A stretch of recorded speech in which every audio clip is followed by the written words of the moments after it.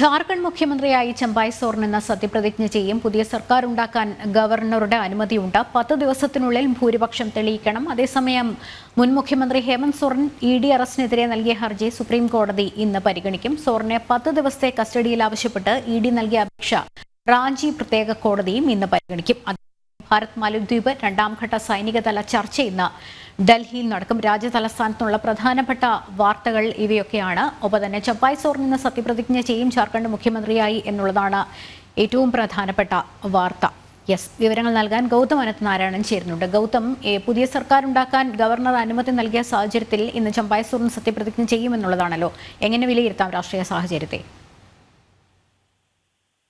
ലക്ഷ്മി, ജാർഖണ്ഡിൽ കഴിഞ്ഞ ദിവസമാണ് മുഖ്യമന്ത്രി ഹേമന്ത് സോറനെ ഈ എൻഫോഴ്സ്മെന്റ് ഡയറക്ടറേറ്റ് അറസ്റ്റ് ചെയ്തത്. അതിനുശേഷം ഇന്നിപ്പോൾ അവിടെ ചമ്പായ് സോറന്റെ നേതൃത്വത്തിൽ പുതിയ സർക്കാർ അധികാരമേൽക്കാൻ പോവുകയാണ്. നമുക്കറിയാം ഈ പുതിയ സർക്കാർ അധികാരമേൽക്കാൻ പോവുകയാണ്. നമുക്കറിയാം ഈ മുഖ്യമന്ത്രിയായിരുന്ന ഹേമന്ത് സോറൻ അറസ്റ്റിലാകുന്നതിനോടൊപ്പം ജാർഖണ്ഡിൽ വലിയ തോതിലുള്ള രാഷ്ട്രീയ അനിശ്ചിതത്വം കൂടി നിലനിൽക്കുന്ന ഒരു പശ്ചാത്തലമുണ്ടായി. കാരണം സ്വന്തം പാർട്ടിയായിട്ടുള്ള ജാർഖണ്ഡ് മുക്തി മോർച്ചയ്ക്കകത്തും വലിയ തോതിലുള്ള അഭിപ്രായ ഭിന്നതകൾ ഈ മുഖ്യമന്ത്രി സ്ഥാനത്തെ ചൊല്ലി രൂപപ്പെടുന്ന ഒരു പശ്ചാത്തലം ഉണ്ടായിരുന്നു.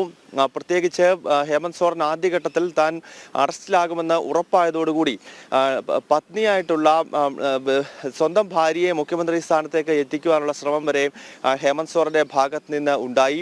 അതിനെ ചോദ്യം ചെയ്തുകൊണ്ട് സ്വന്തം അനുജനായിട്ടുള്ള ബസന്ത് സോറനും ഒപ്പം പിതാവ് ഷിബു സോറൻ ഉൾപ്പെടെയുള്ളവർ രംഗത്തെത്തുകയും അങ്ങനെ വലിയ തോതിലുള്ള രാഷ്ട്രീയ അഭിപ്രായ വ്യത്യാസം ഈ സോറൻ കുടുംബത്തിനകത്ത് തന്നെ രൂപപ്പെട്ട സാഹചര്യത്തിലാണ് ഇപ്പോൾ ചമ്പായ് സോറന്റെ പേര് മുഖ്യമന്ത്രി സ്ഥാനത്തേക്ക് ഉയർന്നു വന്നത്. എന്തായാലും ഇന്ന് തന്നെ അവിടെ സത്യപ്രതിജ്ഞ ഉണ്ടാകുമെന്നാണ് മനസ്സിലാക്കാൻ കഴിയുന്നത്. കഴിഞ്ഞ ദിവസം സർക്കാർ രൂപീകരിക്കുവാൻ ഗവർണർ അനുമതി നൽകി. 10 ദിവസത്തിനകം ഈ പുതിയ സർക്കാർ JMM കോൺഗ്രസ് സർക്കാർ അവിടെ ഈ ഫ്ലോർ ടെസ്റ്റ് നടത്തി സർക്കാരിന് ഭൂരിപക്ഷമുണ്ട് എന്ന് വ്യക്തമാക്കേണ്ട ഒരു സാഹചര്യമുണ്ട്. പക്ഷെ അതിനിടയിലും ഈ രാഷ്ട്രീയ അനിശ്ചിതത്വം നിലനിൽക്കുന്നുണ്ട്. പല ജാർഖണ്ഡ് മുക്തി മോർച്ചയുടെ MLA-മാരും അതോടൊപ്പം തന്നെ കോൺഗ്രസിന്റെ MLA-മാരും മറുകണ്ഠം ചാടാനുള്ള ശ്രമം നടത്തുന്നു എന്നാണ് മനസ്സിലാക്കാൻ കഴിയുന്നത്. അതിനാൽ കോൺഗ്രസിന്റെയും ജാർഖണ്ഡ് മുക്തി മോർച്ചയുടെയും മുഴുവൻ MLA-മാരെ ഇപ്പോൾ ആ പ്രദേശത്ത് നിന്നും സംസ്ഥാനത്ത് നിന്നും മാറ്റി ബംഗളൂരു പോലുള്ള മറ്റേതെങ്കിലും സ്റ്റേറ്റിലേക്ക് മാറ്റുവാനുള്ള ശ്രമവും ഇപ്പോൾ ഈ INDA മുന്നണിയുടെ നേതാക്കൾ ജാർഖണ്ഡിൽ നടത്തുന്നുണ്ട്. അതാണ് ഗൗതം, കാരണം ഈ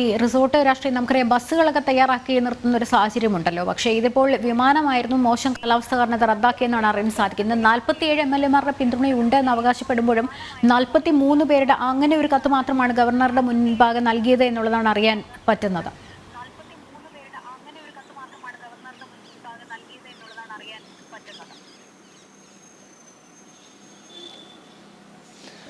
ലക്ഷ്മി, വലിയ അഭിപ്രായ ഭിന്നത നേരത്തെ സൂചിപ്പിച്ചതുപോലെ ഈ ജാർഖണ്ഡ് മുക്തി മോർച്ചയ്ക്കകത്തും കോൺഗ്രസിനകത്തും നിലനിൽക്കുകയാണ്. ഒന്ന്, ഈ അഴിമതി ആരോപണങ്ങൾ തുടർച്ചയായി മുഖ്യമന്ത്രിക്കെതിരെ ഉണ്ടാകുന്നതിലുള്ള കടുത്ത അതൃപ്തിയുണ്ട്. അത് ഇന്നിപ്പോൾ ഈ കഴിഞ്ഞ ദിവസം എൻഫോഴ്സ്മെന്റ് ഡയറക്ടറേറ്റിന്റെ അറസ്റ്റ് ഉണ്ടായിരിക്കുന്നത് ഭൂമി കുംഭകോണവുമായി ബന്ധപ്പെട്ടാണെങ്കിൽ അനധികൃത ഖനന ഇടപാടുമായി ബന്ധപ്പെട്ട 2 കേസുകൾ ഈ ഹേമന്ത് സോറനെതിരെ വേറെ നിലനിൽക്കുകയാണ്.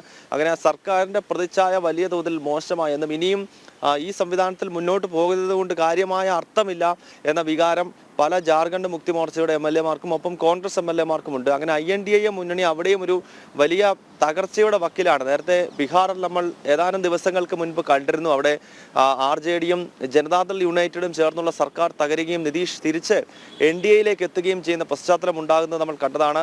മറ്റ് പല സംസ്ഥാനങ്ങളിലും INDA മുന്നണി ഇതിനകം തന്നെ തകർന്നു കഴിഞ്ഞിരിക്കുന്നു. ഇപ്പോൾ ഭരണമുള്ള ജാർഖണ്ഡിലും സാഹചര്യം വളരെ മോശമാണ്.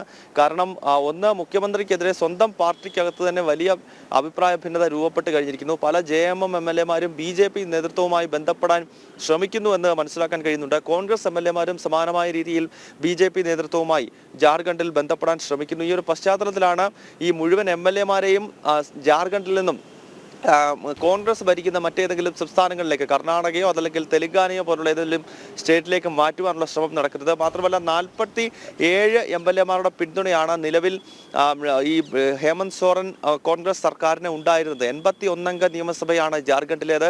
അതിൽ 47 MLA-മാരെ അവർ ഉണ്ടായിരുന്നു. പക്ഷേ ഇപ്പോൾ ഏതാണ്ട് 41 MLA-മാരുടെ പിന്തുണ മാത്രമേ ലഭിക്കുന്നുള്ളൂ. 6 പേരുടെ പിന്തുണ ഈ സർക്കാരിന് നഷ്ടമായിരിക്കുകയാണ്. അങ്ങനെ ഈ 10 ദിവസത്തിനകം ഫ്ലോർ ടെസ്റ്റ് നടത്തുമ്പോൾ അപ്പോൾ അതിൽ വിജയിക്കാൻ കഴിയുമോ എന്ന് തന്നെയുള്ള സംശയം ഇപ്പോൾ ഈ UPA സർക്കാരിന് ജാർഖണ്ഡിൽ ഉണ്ട് എന്നതാണ് വസ്തുത. അതാണ്, അങ്ങനെ ഒരു അനിശ്ചിതത്വം എന്തായാലും നിലനിൽക്കുന്നുണ്ട്.